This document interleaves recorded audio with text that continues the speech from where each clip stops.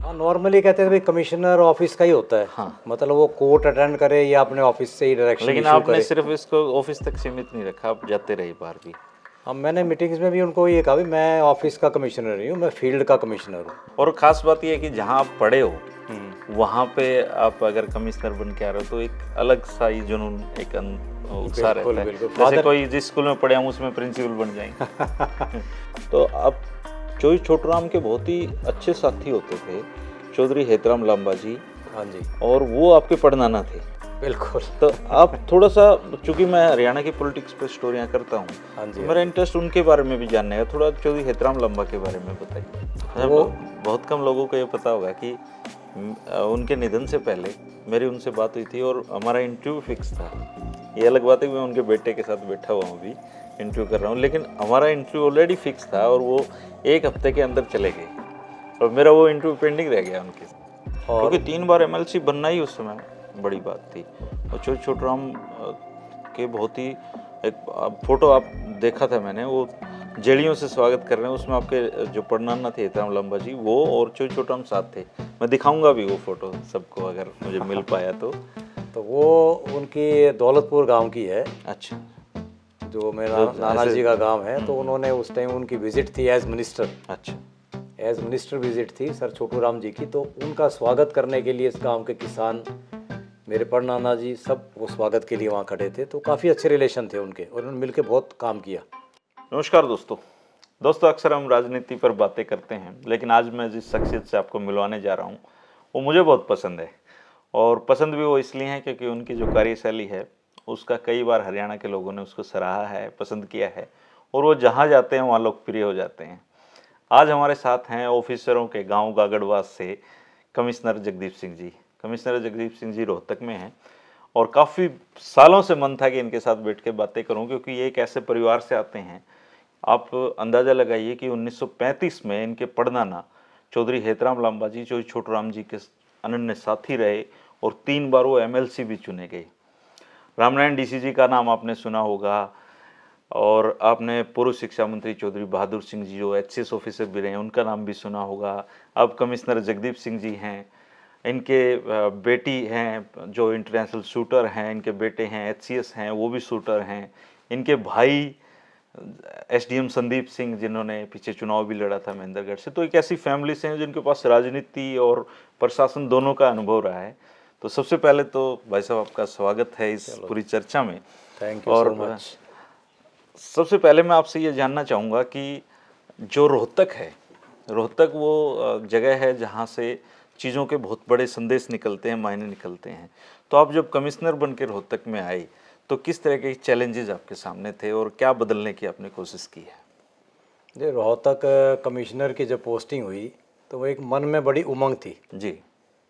क्योंकि यहाँ मैं पढ़ा हूँ। मेरे अच्छा, पढ़ाई यहीं हुई? हाँ, मेरे फादर ने भी ग्रेजुएशन रोहतक से की, जाट कॉलेज से। मेरे ताऊ जी भी यहाँ काफ़ी लंबे अरसे तक रहे एज ऑफिसर भी। फैमिली भी यहीं रहती थी रोहतक में ही। तो मेरा मन था कि जहाँ मेरे ताऊ जी रामनारायण सिंह, जिनका नाम डीसी था और आईएएस रहे वो काफ़ी लंबे समय तक, वो कई जिलों में डीसी भी रहे। यहाँ भी वो उनकी पोस्टिंग रही रोहतक में भी? रोहतक में भी पोस्टिंग रही, और बल्कि कंसोलिडेशन के लिए तो पूरी स्टेट में और बल्कि पंजाब तक मशहूर थे कि रेवेन्यू की एक्सपर्टीज़ और कंसोलिडेशन की एक्सपर्टीज़ उनकी बहुत थी। तो रोहतक में आना ही अपने आप में एक मान सम्मान और इज़्ज़त और गर्व की बात थी कि भी इस डिस्ट्रिक्ट में आके सर्व करना जी। और इस डिस्ट्रिक्ट के साथ जो ओल्ड रोहतक डिस्ट्रिक्ट जिसको बोलते थे, जिसमें सोनीपत, झज्जर ये शामिल था। तो तीनों ज़िले मेरे पास हैं, फिर उसका भिवानी और दादरी। तो यहाँ काम करना, और अब बाहर हम कभी जाते हैं, साउथ में जाएं कहीं, कहाँ का है भाई, तो कहते हैं हरियाणा का। जी। तो अगला हम लोग क्वेश्चन होता है रोहतक का है। तो इट मीन्स कि रोहतक की बड़ी अहमियत है और यहाँ काम करना अपने आप में ही बड़ी एक जोश की और उमंग की बात थी। और ख़ास बात यह है कि जहाँ आप पढ़े हो वहाँ पे आप अगर कमिश्नर बन के आ रहे हो तो एक अलग सा ही जुनून, एक उत्साह रहता है। जैसे कोई जिस स्कूल में पढ़े हम उसमें प्रिंसिपल बन जाएंगे। फादर की पोस्टिंग रही, वो एमडी शुगर मिल थे यहाँ। अच्छा अच्छा। 2 साल के करीब। तो उस लिहाज से काफ़ी अच्छा रहा। और मैं भी बचपन में, यहाँ मॉडल स्कूल है अच्छा जो बड़ा फेमस है, तो उस उसमें पढ़े मॉडल हो? स्कूल में मैं 2 साल पढ़ा हूँ यहाँ अच्छा, बचपन में। तो आपके तो बहुत सारे मित्र रोहतक के होंगे। हाँ, बहुत रिलेशन है मेरे अच्छे और ख़ास तौर पे जो मेरे क्लास फेलो थे, यूनिवर्सिटी मेट थे, और स्पोर्ट्स में तो ख़ास तौर पे मेरी अटैचमेंट थी। तो जितने यहाँ स्पोर्ट्समैन, चाहे वो रेसलिंग है, कबड्डी है, बैडमिंटन है, तो सबसे मेरी काफ़ी मिलना जुलना रहा, क्योंकि मैं खुद भी खेलता था। जी जी, उसके बाद स्पोर्ट्स पे मैं बच्चे बात स्पोर्ट्स में करूंगा, आ गए। नेक्स्ट क्वेश्चन मेरा स्पोर्ट्स पे होगा। लेकिन सबसे पहले मेरी इच्छा ये जानने की है कि ये एज ए कमिश्नर आप आपने चीज़ों को किस तरीके से देखा, किस तरीके से सिस्टम को दुरुस्त करने की कोशिश की यहाँ पे। देखो, मेरी फर्स्ट पोस्टिंग रही रोहतक में एज कमिश्नर। तो मेरा पहले मन था कि पहले मैं समझूं, थोड़ा समय लगाया मैंने समझने में कि भाई 500 ज़िलों में क्या क्या काम किए जा सकते हैं और क्या मेरी प्रायोरिटी होनी चाहिए।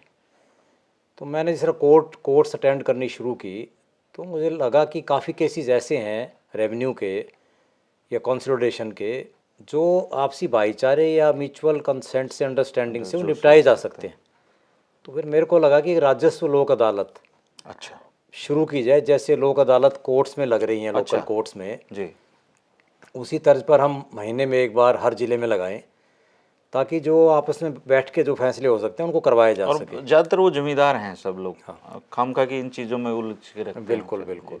तो वो गांव के लोगों को थोड़ी सहूलियत हो जाती है उसमें। तो वो मैंने 5 ज़िलों में डायरेक्शन दी हुई हैं डिप्टी कमिश्नर्स को कि भी ऐसे केस आप आइडेंटिफाई कीजिए जो केसेस आपस में आसानी से निपटाए जा सकते हैं। ख़ास तौर पर जो 4 भाई हैं उनका कोई केस है, तो अगर वो चारों ने पार्टीशन का कोई केस डाला हुआ है और चारों को बिठा के करा जाए, और चाह भी रहे हैं, तो कंसेंट है चारों उनकी, ही चाह रहे हैं तो अगर वो 2-2 साल से उसकी डेट जा रही है तो वो बड़ी बुरी बात है। जी। तो वो निपटाने का मेरा प्रायोरिटी थी, तो उस पर अभी अमल शुरू कर दिया हमने।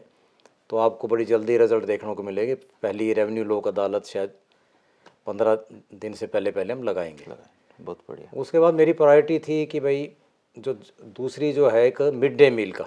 अच्छा, मिड डे मील जो आंगनवाड़ी सेंटर्स में है और स्कूल्स में दिया जा रहा है, उसकी क्वालिटी और जो क्वांटिटी है वो मेंटेन की जाए, कि छोटे बच्चे हैं उसका कितना पौष्टिकता वाला आहार दिया जा रहा है, ठीक खाना दिया जा रहा है, उसकी फूड सैम्पलिंग मैंने देखा आप स्कूलों में जाके चेक किया आपने, हाँ जी, बहुत जगह पे चेकिंग किया आपने जाके उस चीज़ की।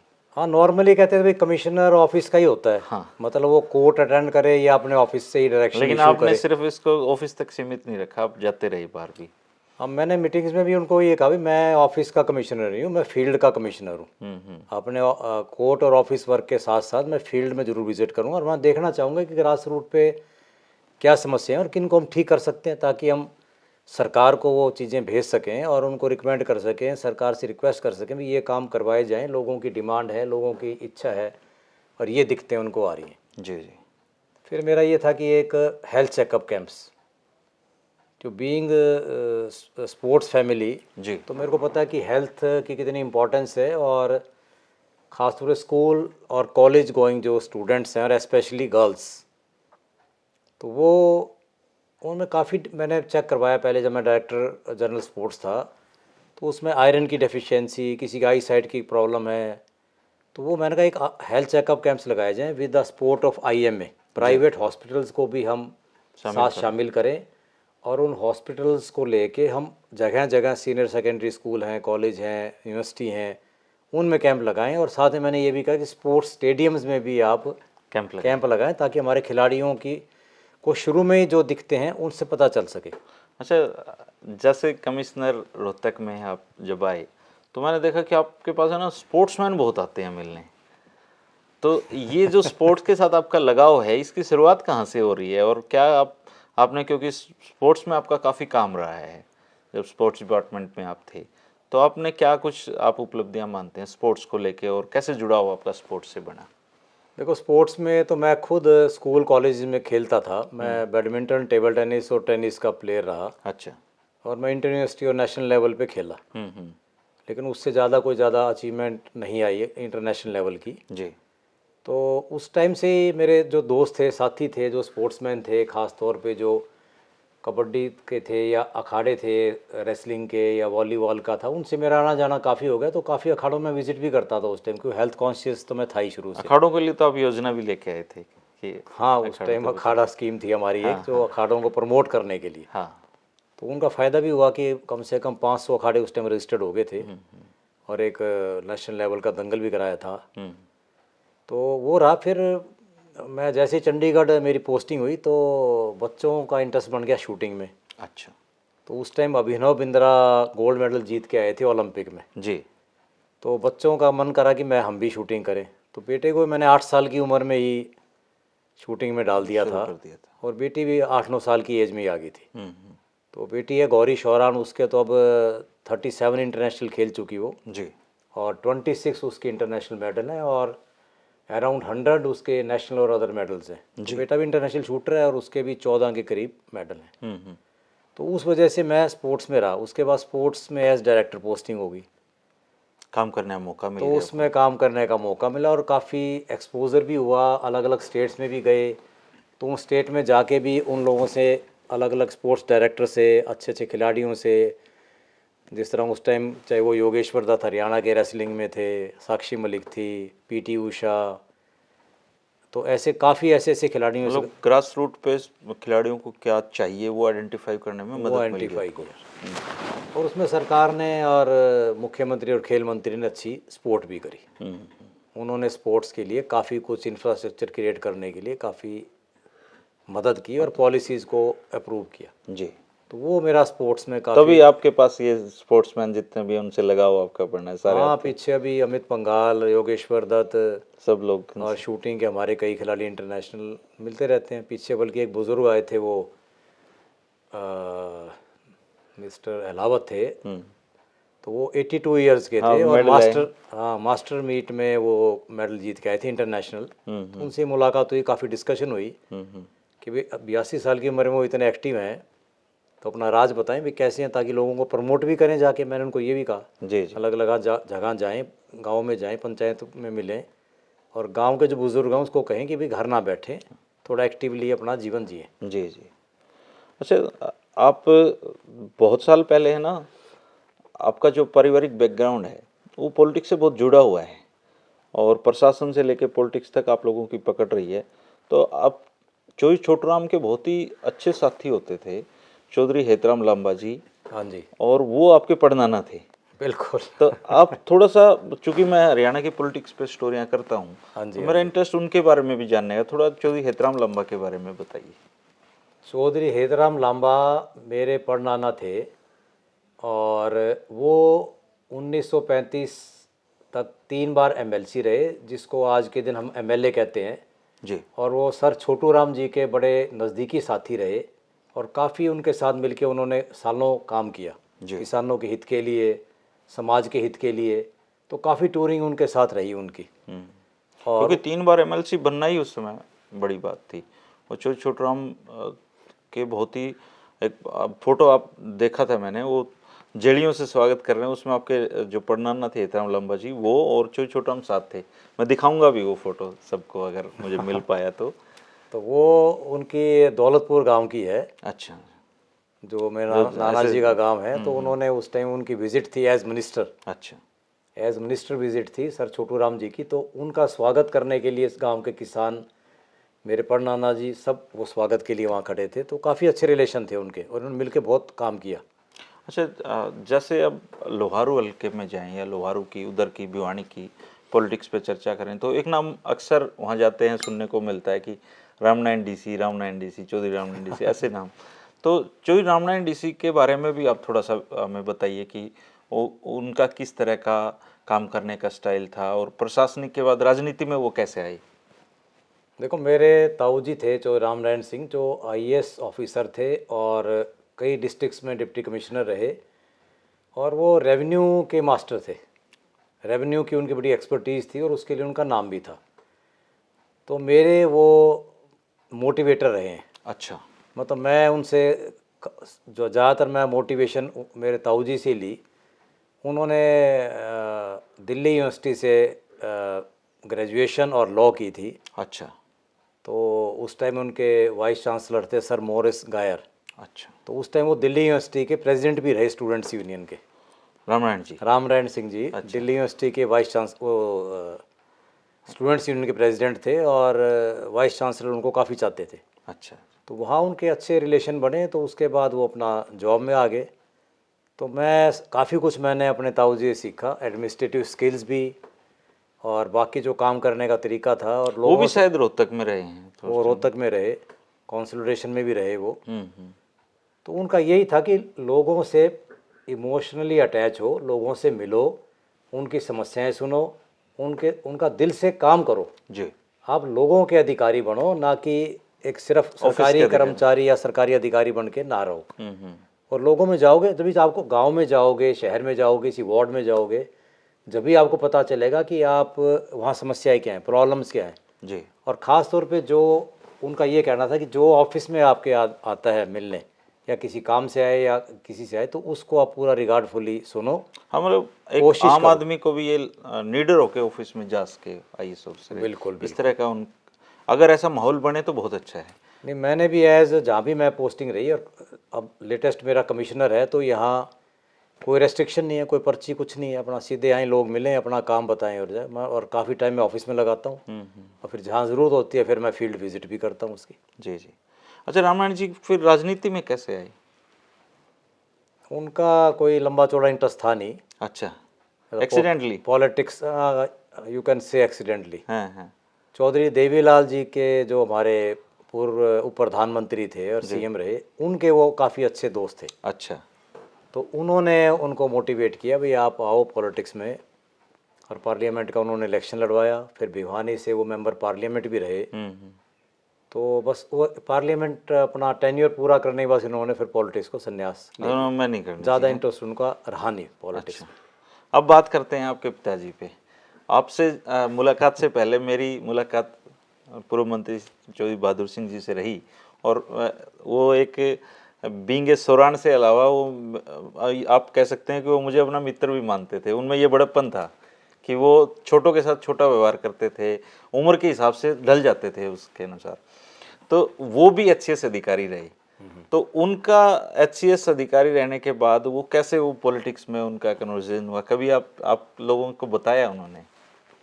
हाँ, वो देखो, मेरे जो ताऊ जी रामनारायण सिंह का और चौधरी बहादुर सिंह का जो पिताजी थे मेरे, उनका बड़ा कंट्रास्ट था काम करने का। मतलब जो वो मेरे ताऊ जी थे, वो बड़े, उनका अग्रेशन और ऑफेंसिव ऑफिसर थे जी। जो मेरे फादर थे, वो बड़े डोसाइल, सोबर और उस तरीके से काम करते थे, बड़े शांत मन से। अच्छा। तो नौकरी उन्होंने बड़ी अच्छी की और बड़ा शांत तरीके से, और बड़े उन्होंने अपनी इमेज बनाई बढ़िया तरीके वो से। बताते हैं कि वो बहुत ही पब्लिक के साथ कनेक्टेड रहते थे, लोग गाँव में जाना आना, ये उन्होंने कभी छोड़े नहीं है इस तरह की चीज़। बिल्कुल, और ईमानदार ऑफिसर में उनकी गिनती रही, जो हमने अपने ताऊ जी सीखी चीज़ें सारी, कि वो हरियाणा के डेड ऑनेस्ट ऑफिसर्स में उनकी गिनती रही जी। तो बस रिटायर हुए थे वो। रिटायरमेंट के बाद अपना चौटाला साहब से उनकी अच्छी जानकारी थी जी। तो चौटाला साहब ने खुद ही बुलाया, बल्कि 2000 में, कि आप इलेक्शन लड़ो, आपको इलेक्शन लड़वाना चाह रहे हैं, और आप जैसे पढ़े लिखे। और ये पहला ही चुनाव था उनका? फर्स्ट चुनाव था 2000 वाला। बिल्कुल, 2000 में पहला इलेक्शन था। तो उन्होंने कहा, भी आप पढ़े लिखे आदमी हो, ऑफिसर रिटायर हुए हो, आप भी समाज की सेवा करो। एज ऑफिसर तो आपने किया है, लेकिन एक सोसाइटी से जुड़े हैं आप, और समाज के लिए कुछ विशेष अलग से करके दिखाएं। तो वो इलेक्शन था, and by the grace of God वो पहली अच्छी जीत हुई उनकी। और मंत्री भी बने। हाँ, वो एजुकेशन मिनिस्टर रहे, और ये बड़ा अच्छा रहा। बताते हैं कि लोहारो हल्के में जो पानी के अलावा जो सबसे बड़ी समस्या वो एजुकेशन की थी। उन्होंने एजुकेशन मिनिस्टर रहते हुए काफ़ी स्कूलों को अपग्रेड भी कराया उसमें, खुद भी मुझे बताते थे वो कई बार। वो देखो, वो कहते हैं ढाणियों का शिक्षा मंत्री। हाँ हाँ। उनका ये था कि एक तो लड़कियों को ज़्यादा दूर ना जाना पड़े, गांव में ही उनकी शिक्षा उपलब्ध हो लड़कियों के लिए, जी। कॉलेज हो, स्कूल हो, प्राइमरी स्कूल हो। तो ढाणियाँ थी छोटी छोटी, जो हमारे उधर ज़्यादा लोग खेतों में बस गए हैं, तो वहाँ कहीं 50 घर हैं, कहीं 20 घर हैं। तो उसमें उन्होंने काफ़ी काम किया, और स्कूल बहुत अपग्रेड किए, जो 8वीं से 10वीं तक, 10वीं से 12वीं तक। तो वो बहुत कम लोगों को ये पता होगा कि उनके निधन से पहले मेरी उनसे बात हुई थी, और हमारा इंटरव्यू फिक्स था। ये अलग बात है कि मैं उनके बेटे के साथ बैठा हुआ हूँ, अभी इंटरव्यू कर रहा हूँ, लेकिन हमारा इंटरव्यू ऑलरेडी फिक्स था, और वो 1 हफ्ते के अंदर चले गए, और मेरा वो इंटरव्यू पेंडिंग रह गया उनके साथ। और मेरा उनके साथ बहुत ही इमोशनली अटैचमेंट थे। पॉलिटिक्स में बहुत कम लोग ऐसे होते हैं जो इतने मेरे और उनकी उम्र में बहुत गैप था, लेकिन वो मुझसे बहुत कनेक्टेड थे। मुझे महीने 2 महीने में ज़रूर कॉल किया करते थे वो कि बेटा ठीक है, सब ठीक चल रहा है, कहाँ हो, तुम तो रोज़ बंजारा, मुझे बंजारा भी कहते थे वो, कि तुम तो रोज़ शहर बदलते तो तो वो इतने शहर कितने बदलोगे। नहीं, आपने बताया था आपसे काफ़ी अटैच थे वो। जी जी और वो इंटरव्यू का भी मेरे को अफसोस रहेगा कि वो लास्ट जो इंटरव्यू आपके साथ फिक्स हुआ था जी, वो मई में, तो वो नहीं कर पाए। नहीं कर पाए वो। अच्छा, आप जैसे पीढ़ी दर पीढ़ी जो चीज़ें चलती हैं, ये आपके परनाना थे, फिर आपके ताऊ जी ऑफिसर रहे, आईएएस रहे, हाँ जी। फिर वो पॉलिटिक्स में आ गए, फिर ये जो आपके छोटे भाई हैं संदीप सिंह, बहुत ही एक उनके भी मिरेकल एक पर्सनैलिटी उन्होंने पिछले चुनाव में पेश की। तो ये राजनीति और इसका जो आप जिस सिस्टम में काम करते हो, तो उसका बेनिफिट कैसे लोगों तक पहुंचा सकते हैं हम ज़्यादा से ज़्यादा? देखो, उसका भी अब वो एससीएस ऑफिसर था, तो उसका मन नहीं था, वो सोशल वर्क में तो पिछले 25 साल से जुड़ा हुआ था। जी गरीबों की मदद करना, ऑर्फन्स को अडॉप्ट करना, जो विडोज़ हैं 70 ईयर से अबव की, उनको अडॉप्ट करना, जिनके घर में कोई संभालने वाला नहीं था, बच्चों की एजुकेशन का, फ्री एजुकेशन, फूड किट, तो इसमें काफ़ी टाइम से इन्वॉल्व था और उसका कोई इलेक्शन से दूर दूर का कोई नाता नहीं था। अच्छा, और वो हल्का भी उन्होंने बहुत दूर जाके महेंद्रगढ़ चुना। हाँ, वो उसका वो हमने भी उसको कहा भाई आप अपने खुद के गृह क्षेत्र में आओ, लुहारू में। हाँ वो कहता मेरा गृह क्षेत्र महेंद्रगढ़ है और महेंद्रगढ़ में मैं 25 साल से काम कर रहा हूँ, और उसने अपना घर भी वहीं बना रखा है महेंद्रगढ़, अच्छा वोटर भी वहीं से है वो, उसका राशन कार्ड भी महेंद्रगढ़ का ही है। तो अच्छा उसका अच्छा मन था कि मैं महेंद्रगढ़ में सेवा कर रहा हूँ, और यहाँ मैं उसकी प्रायोरिटी ये थी कि सोशल वर्क के साथ मैं यहाँ कास्टिज़म का एक जो जहर है जातिवाद का, उसको ख़त्म करके एक नई लोगों को किरण दिखाऊं, उन्होंने काफ़ी अच्छा रोशनी इलेक्शन दिखाऊं, लड़ा ताकि उन्होंने। लोग आगे बढ़ें। तो उसने 10 साल पहले अपना वॉलंटरी रिटायरमेंट ले ली थी, और नौकरी छोड़ने के बाद चाहते तो आराम से अभी तक हाँ, वो काम कर आईएएस रहे की होते। उसकी यूपीएससी की मीटिंग हो गई थी और उसका नाम क्लियर हो गया था आईएएस के लिए। अच्छा, तो लेकिन उसने वेट नहीं की फिर बाद में, तो उसका छोड़ सोशल दिया। वर्क में इंटरेस्ट था। वो कहता किसी ना किसी माध्यम से या पॉलिटिक्स में आओ, और पॉलिटिक्स के माध्यम से लोगों की जनसेवा ज़्यादा बेहतर तरीके से हो सकती है, ख़ास तौर पे डेवलपमेंट वर्क्स हैं, सोशल वर्क्स हैं, और सरकार की जो स्कीमें होती हैं अपना लोकप्रिय जो स्कीम्स हैं जहाँ लोगों को बेनिफिट मिल सके ग्रास रूट पे, तो वो भी सरकार में या कहीं ना कहीं आप अगर एमएलए बनते हो, मिनिस्टर बनते हो, ज़्यादा बेहतर तरीके से आप डिलीवर कर सकते हो। अच्छा, अब आपसे भी अगली पीढ़ी भी इसी लाइन में है। विश्वजीत तो एचसीएस बन ही चुके हैं, हाँ जी, आपके हाँ जो जी। बेटे हैं, तो उनका आप एज ए फादर, क्योंकि आप उनके सीनियर भी हो, मेंटर भी हो, तो आप उनको किस तरह की कैसे अफसर बनने की हिदायत देते हो? देखो, इनिशियली तो मैं वो खुद स्पोर्ट्स में आया, तो मैं चाह रहा था कि वर्ल्ड क्लास का स्पोर्ट्स पर्सन बने। अच्छा, तो वो वर्ल्ड क्लास का स्पोर्ट्समैन बना भी, इंटरनेशनल भी खूब खेले उसने, कम से कम 30-35 कंट्रीज़ में वो जाके आया, वो भी और उसकी बहन भी। तो उसने बड़ा हमें एक सम्मान दिलवाया, पूरे देश में लोग जानने लगे भी ये गौरी शौरान और विश्वजीत के पेरेंट्स हैं। जी बिल्कुल। तो वो एक इच्छा तो हमारी पूरी हुई काफ़ी अच्छे लेवल पे। जब देखो, जब आदमी मेडल जीतता है और देश का झंडा तिरंगा ऊपर जा रहा हो, तो गर्व तो सबको होता तो हमें लगता है कि हमारी जो पोस्ट आईएएस की वो भी बड़ी छोटी है उसके आगे, उस मेडल के आगे। है। तो वो बड़ी एक फीलिंग आती थी जब हम वहाँ जाते थे, और जब उनके मैच हो रहे होते थे, और काफ़ी टाइम तो जो उनके फाइनल मैच होते थे, तो मैं और मेरी वाइफ की हिम्मत ही नहीं होती फाइनल मैच देख लें। अच्छा, पैल्पिटेशन इतनी बढ़ जाती थी, एंग्जाइटी, मतलब कि भाई बाहर ही आना पड़ता था हमें, भाई फाइनल रिजल्ट ही देखेंगे उस मैच का। अच्छा तो ये होता था। उसके बाद उसको था भी सिविल सर्विसेज में मैं तैयारी करूँ, जबकि मैं ये चाहता था कि वो अपने दादाजी की तरह पॉलिटिक्स ज्वाइन करे, अच्छा, सोशल वर्क करे, समाज की सेवा करे, और साथ में अपने राजनीति करे। बट उसका इंटरेस्ट नहीं था, तो उसने अपना पंजाब यूनिवर्सिटी से लॉ की। जी तो लॉ करने के बाद उसने अपना 3 साल तैयारी करी सिविल सर्विसेज की, तो उसमें बाद में उसका सिलेक्शन हो गया। तो मेरी इच्छा तो पूरी नहीं करी खैर उसने, क्योंकि जो मैं चाह रहा था राजनीति करे उसका नहीं इंटरेस्ट था, तो मैंने चलो, फोर्स नहीं आफ्टर किया। सर्विस आप ये काम कर सकते हो, ये इच्छाएं पूरी की जा सकती हैं। ये अभी देखते हैं अभी क्या भविष्य में क्या होता है। अभी तो नौकरी करेंगे अच्छे तरीके से। जो एक आम आदमी है, उनके बच्चे चूंकि आप आईएएस ऑफिसर हैं, तो जो छोटे से अपने सपनों को पूरा करने के लिए लोग लगे रहते हैं, आपने देखा होगा कि एक स्पोर्ट्समैन बनाने के लिए जो जमींदार माता पिता हैं कितनी मेहनत करते होंगे, बिल्कुल। संसाधन नहीं है फिर भी लगे हुए हैं, तभी हरियाणा मेडल आता है। तो आप ऐसे सारे पेरेंट्स से मिले भी होंगे, और जो लोग अपने बच्चों को स्पोर्ट्स में लाना चाहते हैं उन पेरेंट्स को आप क्या कहोगे आप अपनी तरफ से, क्योंकि आप एक स्पोर्ट्समैन के फादर भी हो? देखो, स्पोर्ट्समैन का तो मैं यूँ कहता हूँ जी, हरियाणा ऐसी स्टेट है, यहाँ हर एक की खून में खेल है, मतलब मजबूत है बच्चे जी। अगर हम कोई भी स्पोर्ट नहीं करेंगे, इवन देन बच्चे हमारे तब भी लाएंगे मैडम, जाएंगे ऊपर। हाँ। लेकिन सपोर्ट अब मिल रही है सरकार की, कैश अवार्ड्स बहुत अच्छे हैं, नौकरियां बहुत अच्छी मिल रही हैं, तो बच्चे काफ़ी प्रमोट हुए। फिर कोई रेलवेज है, कोई नेवी है, आर्मी है, सब जगह उनको कर रहे हैं। और मैं तो सारे जो बिजनेसमैन हैं मेरे दोस्त, उनको कहता हूँ भाई आप इन स्पोर्ट्समैन को अडॉप्ट करो। हाँ, एक एक स्पोर्ट्समैन ले लेंगे सारे। टीम को अडॉप्ट करो। अब मैंने हॉकी की टीम करवाई थी पानीपत में अडॉप्ट। अच्छा। सारी अपना बिल्कुल स्लम एरिया की लड़कियां थी और बहुत अच्छा खेल रही हैं वो। अच्छा। फिर बेटी ने मेरी एक बना रखी है अपनी NGO, give back to society. अच्छा। तो उसने ये फिक्स किया हो भाई जो उसको अवार्ड मिलेंगे तो उसका 40% वो जो राशि है वो राशि जितनी भी होगी, चाहे उसको 50 लाख मिलेंगे तो उसका 40% वो गरीब बच्चों को इक्विपमेंट दिलाने में, ट्रैक सूट है, कोई शूज़ हैं, उसके लिए वो मिलना पड़ेगा मुझे गौरी से फिर तो क्योंकि अगर ऐसा काम कोई कर रहा है तो बहुत ही अच्छी बात है, दूसरे लोगों को प्रेरणा मिलती है। तो उसका नाम ही यही है, give back to society. Give back to. और उसी वजह से उसको इंटरनेशनल वुमेन क्लब है जिसका स्विट्ज़रलैंड जेनेवा में हेड ऑफिस है, उन्होंने भी इसको ब्रांड एम्बेसडर बनाया है along with other 7 girls. World से उन्होंने 7 लड़कियों का चुनाव किया जिसमें इंडिया की अकेली थी।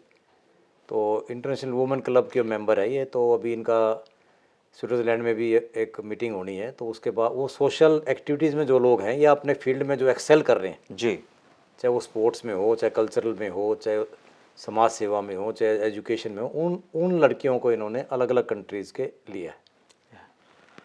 तो अच्छा रहा, मतलब ओवरऑल आप अभी तो सोसाइटी की सर्विस दे ही रहे हो, तो जो कनेक्टिविटी आपने लोगों से बनाई है तो उसका एक अच्छा मैसेज भी जाएगा कि जो अधिकारी हैं वो जनता से मिलजुल के रहें, जनता के बीच में रहें तो ज़्यादा अच्छा बेनिफिशियल है। वो अच्छा, लोगों को फीलिंग आनी चाहिए भाई हमारे बीच में ही है। हमारे अब जैसा एक अफसर अलग कैसे हो सकता है? हम भी सोसाइटी में से ही हैं, यहीं पढ़े, यहीं पैदा हुए, यहीं सब कुछ किया। और अगर हम किसी एक पोस्ट पे आते हैं, डिप्टी कमिश्नर, कमिश्नर बन के, अगर हम लोगों से दूर हो गए तो फिर तो कैसे हम काम कर पाएंगे? अपनी जो पोस्ट है या आपकी जो काम करने की एक सिस्टम है उसको जस्टिफाई तो नहीं कर पाओगे आप। जी, जनता से मिलने से तो जस्टिफिकेशन होगी ना आपकी नौकरी की या आपकी पोस्ट की। हरियाणा में तो जो बुजुर्ग होते हैं वो कोई अच्छा ऑफिसर हो या मिलनसार हो तो उसको तो बड़ा प्रेम करते हैं, तू से भी संबोधित कर देते हैं। वो बड़ा अच्छा लगता है। हमें तो फीलिंग है, क्योंकि देखो तू कहना, एक बुजुर्ग कह रहा है और ऑफिस में आके अगर उसने तू कह दिया तो उसको कभी अदरवाइज लेना नहीं चाहिए। मैं तो बच्चों को ये समझाता हूँ। अच्छा, वो प्यार से, रिगार्ड से, सम्मान से कह रहा है। हम तो भगवान को भी तू कह देते हैं वैसे हरियाणा का। बिल्कुल ठीक कह रहे हो आप। नहीं, अपने अब तक भी हम अपनी मदर हैं और है उनको तू कह के संबोधित करते हैं। और तू में जो एक प्यार है, अटैचमेंट है, और तो किसी इसलिए मैंने कभी इवन ग्रीवेंसेस कमेटी की मीटिंग भी होती थी तो उसमें काफ़ी बुजुर्ग आते थे तो वो कहते थे जी हाँ भाई छोरे, ये भी कह देते थे अरे छोरे यो करवा दियो मेरा। तो वो बड़ी एक फीलिंग ठीक आती है उसमें। आपके साथ ये भी रहा ना कि आपके परिवार के लोग जनसेवा में रहे हैं, वो पॉलिटिक्स में भी रहे, तो उन लोगों को अपनापन लगता होगा। हाँ, ये भी हो सकता है, लेकिन वो ये चीज़ें कहना, इसको अदरवाइज नहीं लेना चाहिए किसी भी अधिकारी को, उसको अच्छे उसमें लो, इन गुड सेंस।